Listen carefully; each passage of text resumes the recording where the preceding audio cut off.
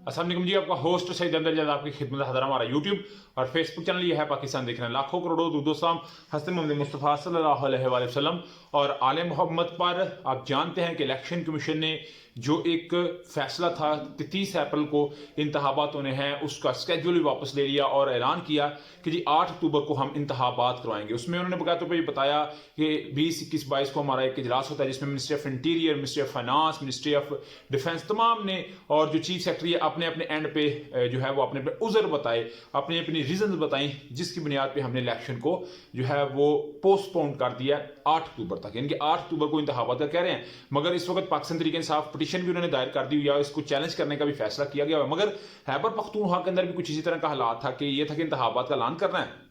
और गवर्नर की मशावरत होना है। पहले तो गवर्नर ने कहा जी मैं मई में इंतखाबात करवाऊंगा, और मैंने जो मई में इंतखाबात का कहा था सिर्फ मीडिया को मैंने मैनेज करने के लिए कहा था। मगर अभी उन्होंने भी बाकायदा तौर पर यह बात कही है कि हम भी 8 अक्टूबर को इंतखाबात कराएंगे, क्योंकि पंजाब के अंदर जो सिचुएशन है उसी तरह की इधर भी सिचुएशन है, इसलिए हम इंतखाबात नहीं करवा सकते। उन्होंने मुस्तफ़ा कमाल बरकी साहब जो वजूहात दिखी है ना, आप जानते हैं ब्रिगेडियर थे ISI के मुस्तफ़ा कमाल बरकी साहब, अल्लाह ताला उनको ग़रीक़ रहमत करे, रमज़ान के साथ के उनके दर्जात बुलंद फरमाए और नबी सरकार दो आलम सल्लल्लाहु अलैहि वसल्लम की शफात से बारामंद फरमाए और उनके अहले हाना को सबर जमील अता फरमाए। अंगूर अड्डा के ऊपर जो वाक़या हुआ उसको रखा गया, उसके बाद हालिया जो दहशतगर्दी के वाक़या था उनको रखा गया, हालिया सिचुएशन को रखा गया, सूरत को रखा, जिसके बाद उन्होंने भी इस चीज़ से हाथ खड़े कर दिए। यानी कि मैं आपको बताऊं, अगर सुप्रीम कोर्ट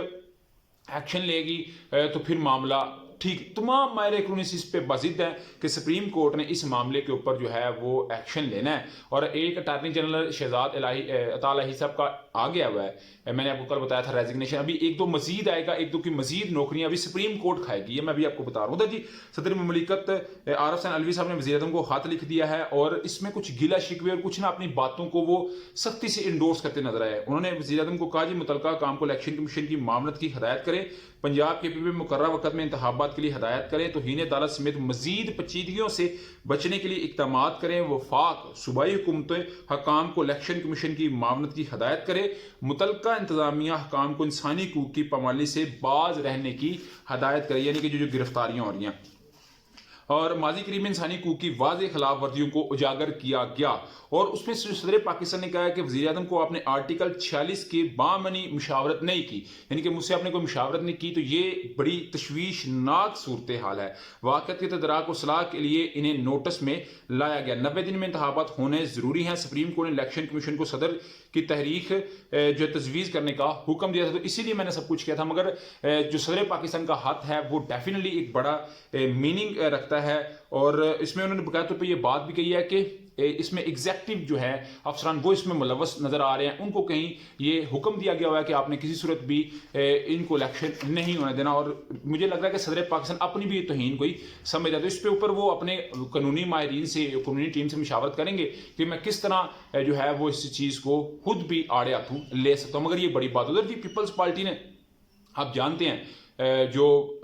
नदीम अफजल चांद साहब जरदारी साहब पहले कह चुके हैं कि हम PDM का हिस्सा नहीं है, हम गवर्नर का हिस्सा है। और ज़मान पार्क में ऑपरेशन ज़मान पार्क में इमरान खान साहब की गिरफ्तारी, नदीम अफजल चांद साहब ने कहा कि हमारा इससे कोई लेन देन नहीं है। आसिफ जरदारी साहब को देख लें, नहीं बयान दे रहे, बिलावल भुट्टो को देख लें, कोई बयान नहीं दे रहे। आ जाके गंदी जो है वो मुस्लिम की नवाजी हो रही है और डेफिनेटली अगर वो फ्रंट पे आके खेलेगी तो फिर वही गंदी होगी। मगर जरदारी साहब इस वक्त माइंड गेम के एक लेवल के ऊपर है, मगर इमरान खान साहब ने उनको भी जो है वो राय रास्त पे ले आए हुए हैं। ये उन्हें पता है कि अगर बोलूंगा तो फिर मेरे गिरद पे आएंगे। उधर जी लतीफ़ खोसा साहब गवर्नर साहब का और बड़े सीनियर कानूनदान है, उन्होंने एक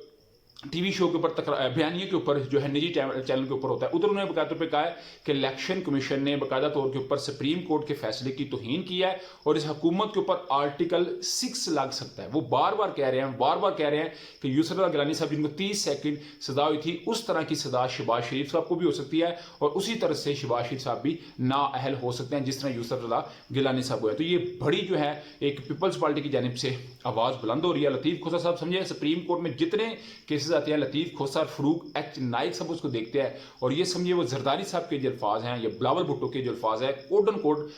वो आवाम के सामने ला रहे हैं। तो ये जी अभी तक की अपडेट थी, अभी तक का व्लॉग था। व्लॉग वीडियो पसंद है तो फिर चैनल को लाइक सब्सक्राइब अपने दोस्तों से शेयर कर लिया। नेक्स्ट वीडियो के लिए होस्ट को जाइए, अल्लाह आपका हम।